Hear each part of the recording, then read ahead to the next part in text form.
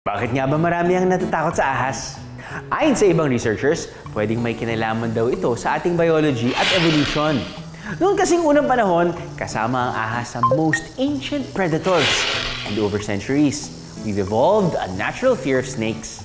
Pero kabilang din sa factor sa pagkatakot ng marami sa ahas, ang personal experience o kaya yung mga kwentong naririnig sa iba. Speaking of kwento, narinig niyo na ba ang kwento kung bakit gumagapang ang mga ahas? Ayon sa ilang alamat, noong unang panahon, may 3 ahas sa kagubatan. Sina 1, 2, at 3. Meron pa raw mga paa at kamay ang mga ahas noon.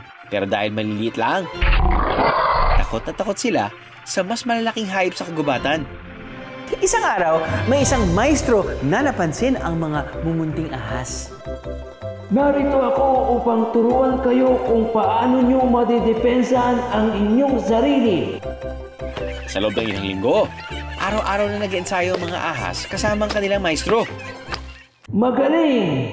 Napakalaki na ng pinagbago nyo mula noong una ko kayong nakilala. Dahil dito, nagkaroon ng panibagong self-confidence ang mga ahas. Pero meron daw isang bili ng maestro sa kanila. Wag na wag nyo itong gagamitin para lang sa kayabangan. Opo, maestro! Dahil tapos na ang kanilang pag-iensayo kasama ang maestro, balik normal na ang mga ahas sa pagtatago nila sa kagubatan. Ano ba yan? Ngayong may na-unlock na tayong bagong skills, parang hindi ko na kayang mabuhay ng ganito lamang. Oras na para maghasik ng ating kakayahan sa kagubatan. Pero pinakabilin ng maestro na gamitin lang natin ito kapag kinakailangan. Boo! Ang KJ mo naman, Dos! Hayaan mo na siya.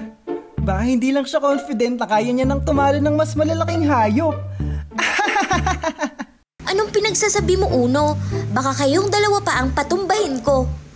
Sa araw na yon, hiwa-hiwalay na nagmanman sa kagubatan ng mga ahas. Ang kanilang usapan, kung sino ang may pinakamalaking hayop na matatalo, ay hihirangin na pinakamalakas na hayop sa kagubatan.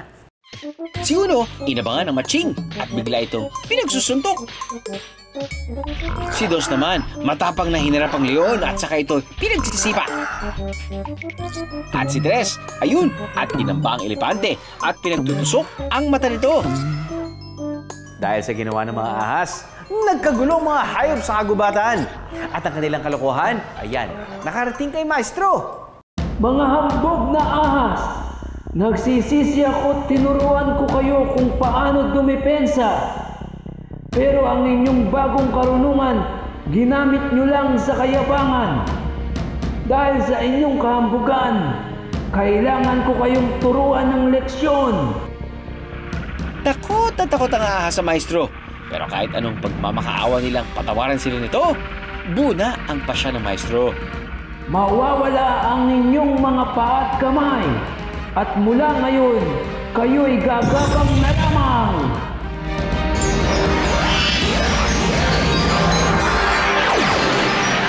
Labis ang pagsisisi ng mga ahas sa kanilang kayabangan.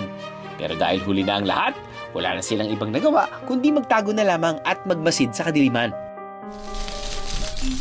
At yan ang alamat kung bakit walang paa at kamay ang mga ahas. Pero ngayon, balikan naman natin ang real-life snake na si Valaya.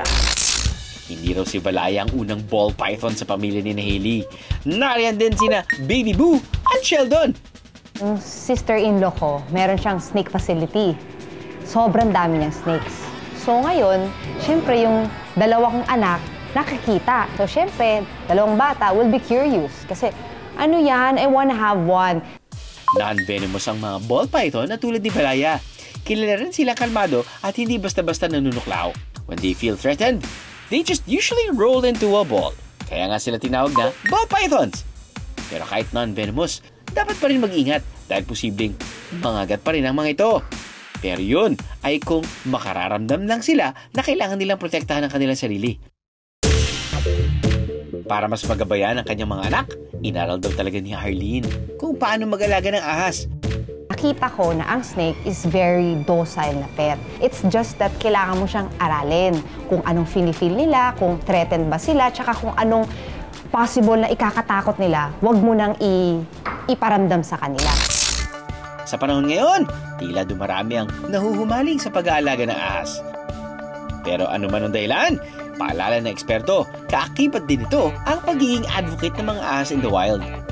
Make sure that we give our part, educating others. Hindi yung pag present lang natin, this is cool kasi maganda kulay niya. Now, how do we help them? You're not helping them directly because doon sa alaga mo. You're helping them by educating other people about the status ng kanilang wild counterpart. So, ganun tulong. Small things, maliit lang yan.